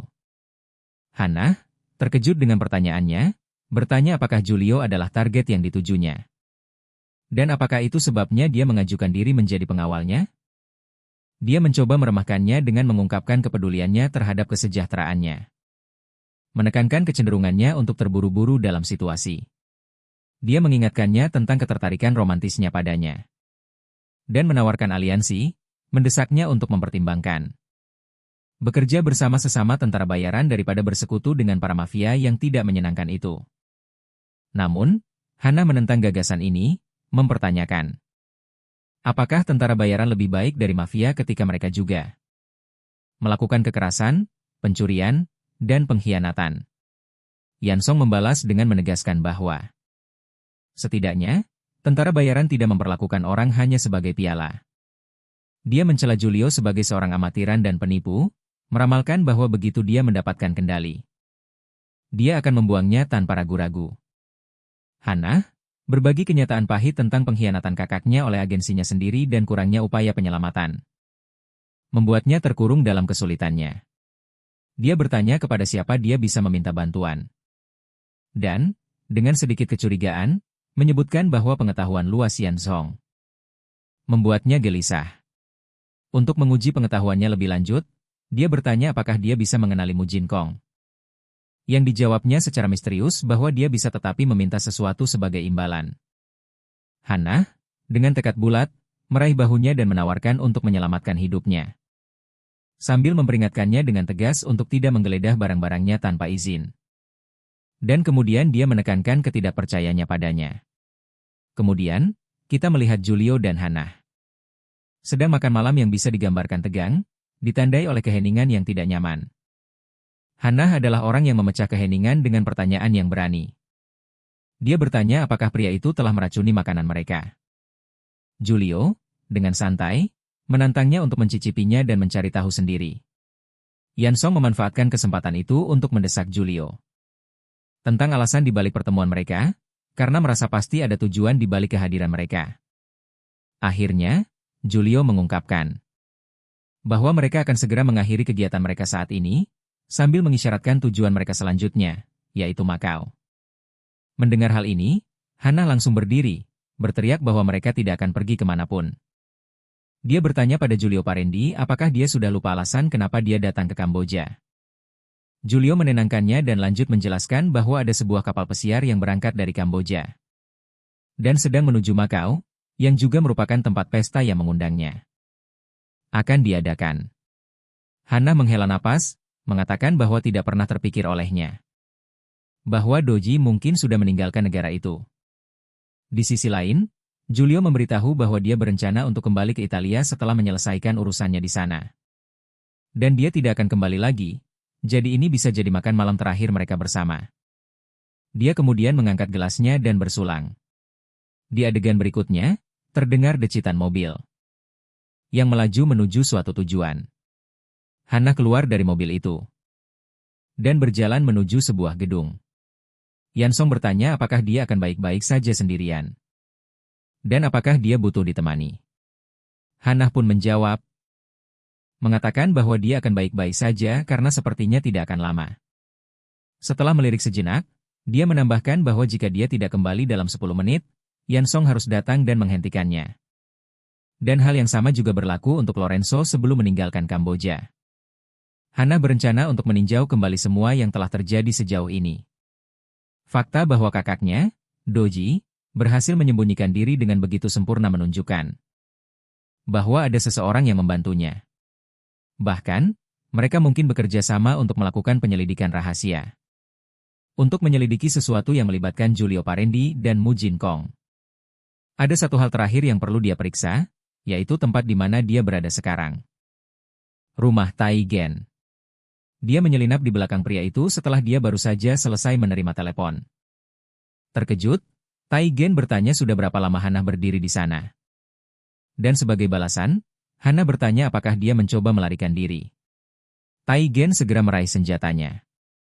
Tapi tanpa sepengetahuannya, Hannah sudah memegang senjata itu.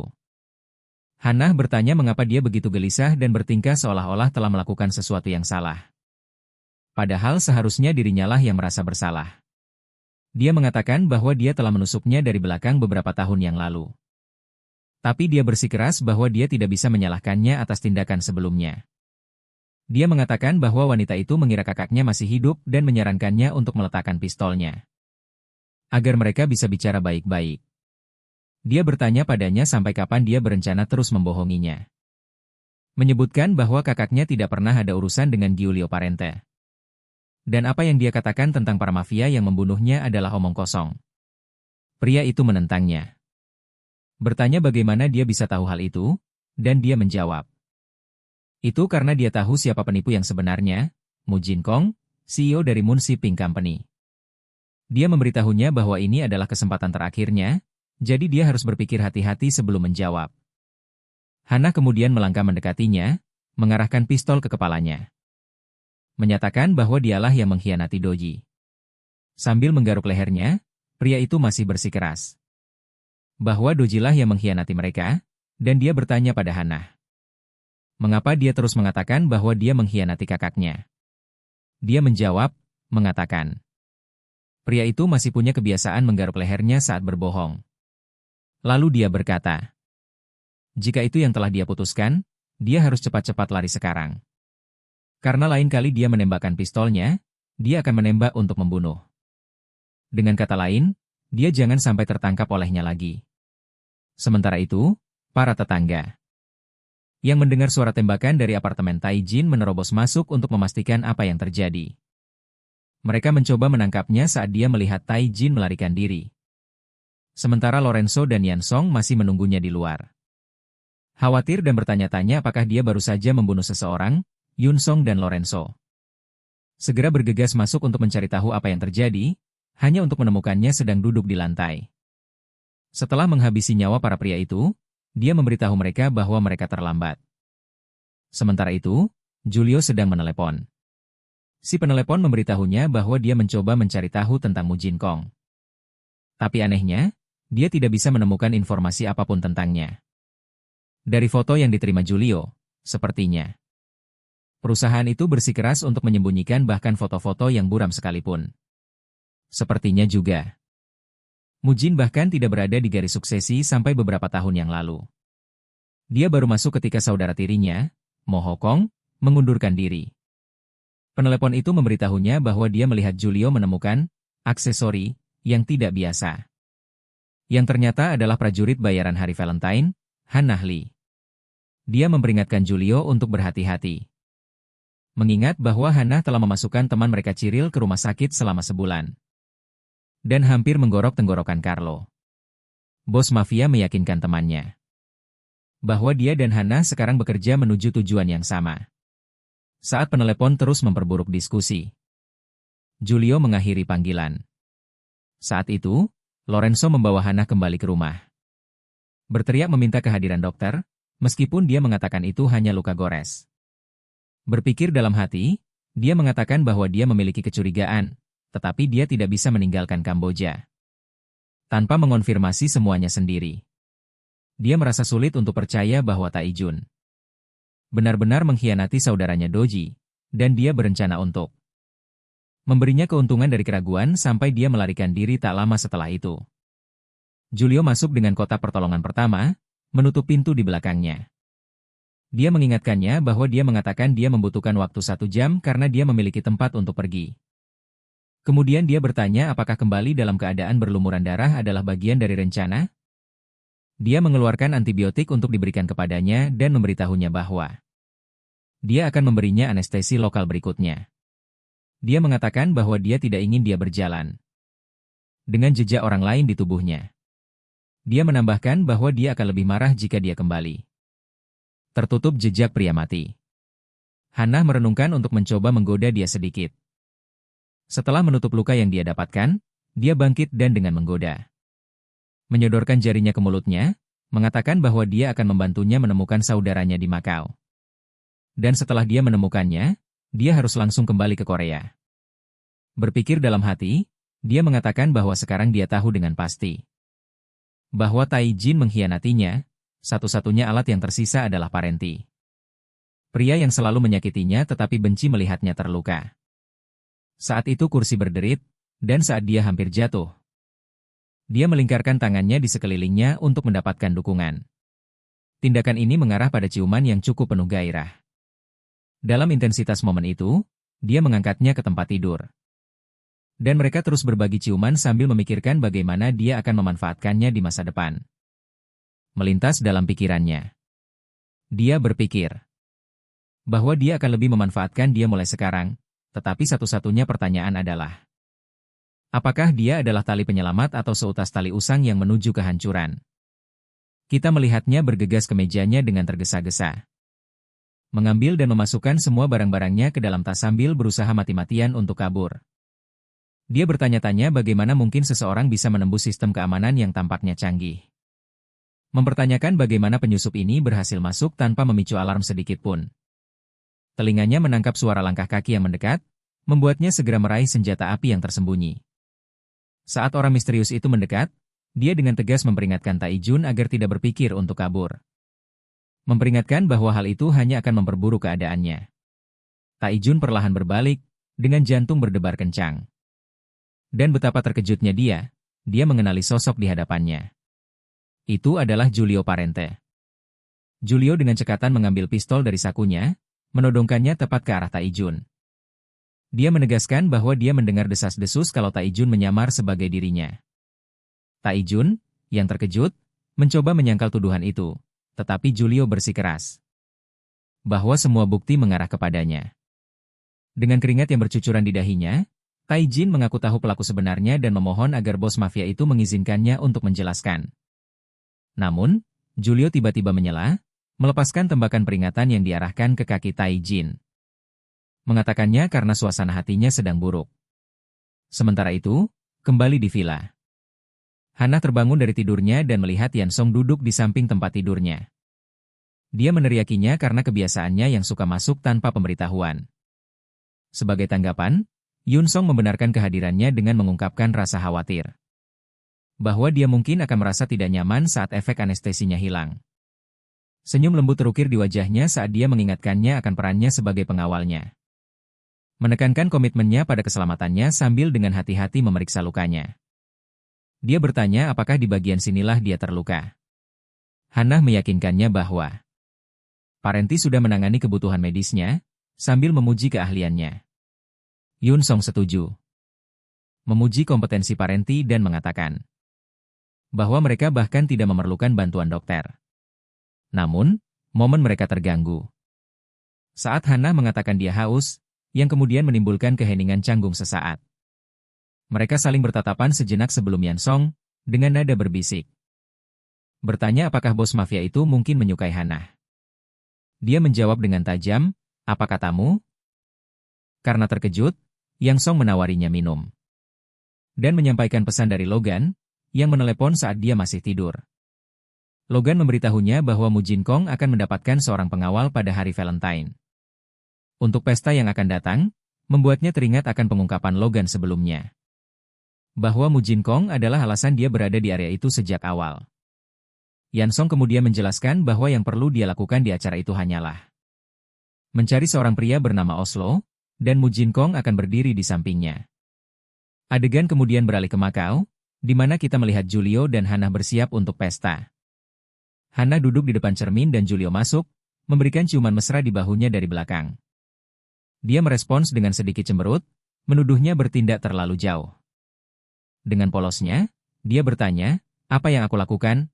sebelum bertanya apakah dia sudah siap. Hana bertanya mengapa dia tidak siap dan juga apakah mereka benar-benar akan berbagi kamar yang sama, karena itu sepertinya bukan ide yang bagus. Maksudku, dengan semua ketegangan di antara mereka, itu jelas bukan ide yang bagus. Dia menjawab dengan mengatakan mereka akan berbagi kamar yang sama. Karena dia berpura-pura menjadi pasangannya dan orang-orang akan memperhatikan. Dia menepis tangannya dari bahunya dan memintanya untuk membantunya menaikkan resleting gaunnya. Saat dia menaikkan resleting gaun itu, dia mencium punggungnya dan segera memberitahunya bahwa mereka tidak punya waktu untuk ini, mengingat mereka harus pergi ke pesta. Lalu dia berkata dia tidak terlalu ingin pergi, tetapi jika mereka harus, dia ingin setidaknya dia terlihat menggoda. Agar mata semua orang tertuju padanya. Hana bertanya apakah semua ini perlu. Dan Julio meyakinkannya bahwa itu perlu.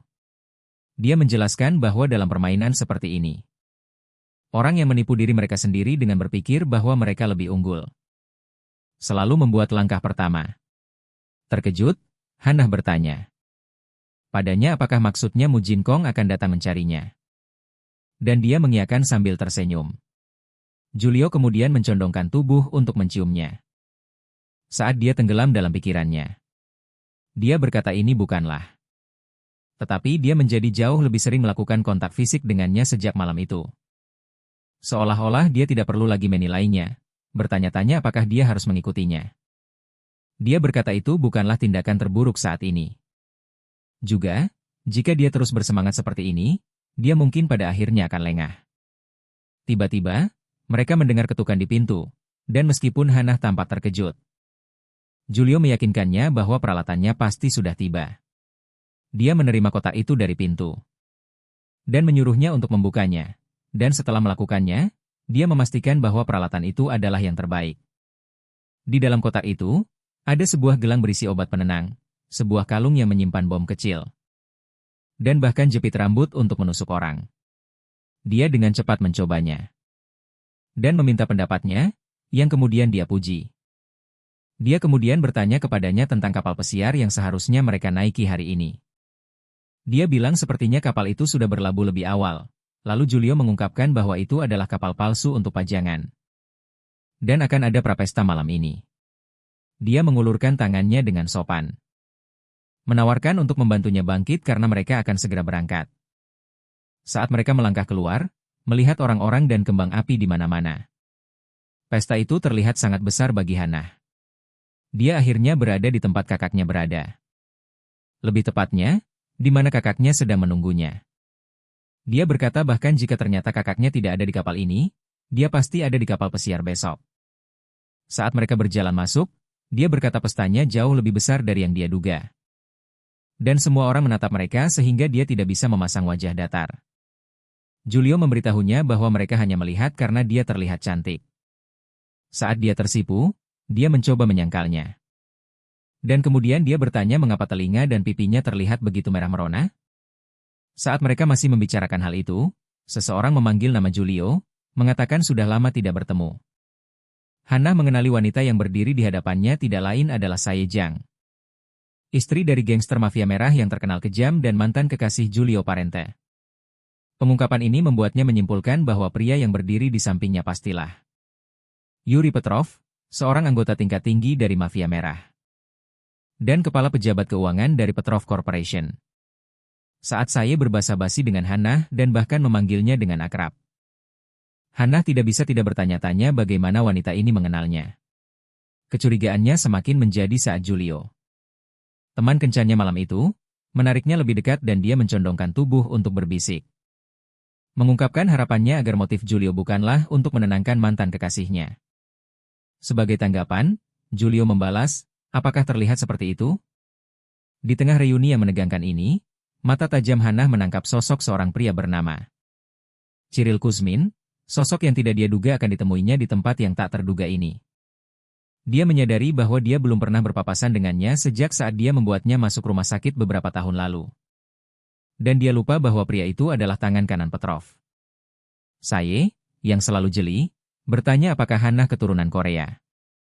Dan memuji penampilannya, sementara Julio dan Petrov merasa perlu bicara empat mata, mereka pun dengan sopan meminta izin pergi dari para wanita. Namun, Julio menyuruh Hannah untuk tetap di tempat sampai dia kembali. Sebuah permintaan yang dengan enggan dia turuti. Petrov, di sisi lain, menugaskan Cyril untuk menjaga Sae selama mereka pergi. Sekarang sendirian, Hannah mengalihkan perhatiannya ke Yun Song, yang tadi membantu menyisir kapal. Dia menanyakan keberadaannya. Dan Yun Song menjelaskan keterlibatannya dalam penyisiran keamanan. Tiba-tiba, Sae melangkah mendekat. Menatap tajam ke arah Hannah, dia menyarankan agar mereka masuk ke dalam. Di mana pendingin ruangan menawarkan kelegaan dari cuaca luar. Dia berkomentar tentang bahaya berada di luar ruangan, di mana gedung-gedung tinggi bisa menjadi tempat persembunyian penembak jitu, mengisyaratkan bahwa penyelenggara pesta mungkin sudah memperhitungkan ancaman semacam itu. Ketidaknyamanan Hannah semakin menjadi. Tapi saya meyakinkannya bahwa Mu Jin Kong tidak akan muncul malam ini. Terkejut dengan pengungkapan ini, Hannah mendesaknya untuk memberikan informasi lebih lanjut. Mendorong saya untuk memperingatkannya agar tidak mempercayai siapapun. Terlepas dari apa yang mereka katakan. Saya kemudian mengungkapkan detail yang mengejutkan. Dialah pembuat gelang yang menghiasi pergelangan tangan Hannah. Dia mengungkapkan bahwa gelang itu berisi obat penenang, tetapi juga membawa kapsul tersembunyi. Berisi stimulan dan penawar, yang diaktifkan dengan memutar berlian biru 90 derajat. Saya mengaku bahwa dia tidak pernah membagikan rahasia ini kepada Julio. Tetapi mempercayakannya kepada Hannah karena dia menyukainya. Hannah merasa terpesona oleh perilaku misterius saya dan bertanya-tanya apakah karisma ini berperan dalam ketertarikan Julio. Merasa penasaran, Hannah bertanya pada saya tentang motivasinya membagikan informasi ini. Jawaban saya mengisyaratkan masa lalu yang sama. Karena dia melihat cerminan dirinya di masa lalu pada Hannah, dia mendesak Hannah untuk mempercayai instingnya. Menegaskan bahwa Mu Jin Kong yang mungkin muncul malam ini kemungkinan besar adalah penipu. Hannah, yang rasa penasarannya memuncak, menanyakan keberadaan Mu Jin Kong yang asli. Saya pun menduga kalau dia mungkin sedang mengamati dari bayang-bayang. Bahkan mungkin merekayasa kematiannya sendiri dengan mengirimkan orang pengganti. Percakapan mereka tiba-tiba terhenti saat mereka merasakan kehadiran Gavin Smith. Hannah dengan cepat memerintahkan saya untuk duduk dan memanggil penjaga tambahan. Dia menyuruh Yan Song untuk pindah ke sisi lain dari lokasi acara. Dan memblokir rute pelarian yang memungkinkan, sambil memberinya identitas palsu untuk target mereka. Agar dia tetap sibuk. Semua pelayan, termasuk Smith, mengenakan dasi kupu-kupu hitam, sebuah detail yang Hannah harapkan bisa memberinya sedikit waktu. Saat Hannah mengejar Gavin Smith, dia seolah menghilang dalam sekejap mata. Tiba-tiba, seorang penyerang tak dikenal memukul Hannah dengan keras, sambil menyatakan bahwa dia tidak akan pernah mengerti. Sudah berapa lama dia menantikan saat ini? Sepertinya drama ini semakin memanas. Bahkan aku pun tidak sabar untuk melihat apa yang akan terjadi selanjutnya. Mau lihat bagian keduanya? Komen Hannah di bawah ya. Ini agar kami tahu jumlah orang yang tertarik dengan bagian kedua. Selain itu, jangan lupa untuk like, subscribe, dan tekan lonceng notifikasinya. Sampai jumpa lagi. Ciao.